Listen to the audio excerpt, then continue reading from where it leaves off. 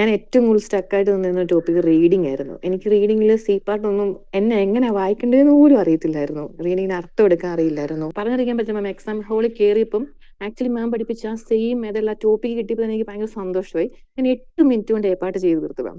8 minute. 8 minute കഴിഞ്ഞിട്ട് ഞാൻ വെറുതെ ഇരിക്കുവായിരുന്നു. എന്നുവെച്ചാൽ ഞാൻ അത് കഴിഞ്ഞിട്ട് 8 മിനിറ്റ് കഴിഞ്ഞപ്പോൾ എനിക്ക് ഞാൻ നോക്കി എല്ലാവരും ചെയ്യുന്നത് ഞാൻ ചെയ്തത് ശരിയായിരിക്കും. എന്നിട്ട് ഞാൻ 2-3 പ്രാവശ്യം വീണ്ടും പിന്നെ റീഡ് ചെയ്ത് നോക്കി.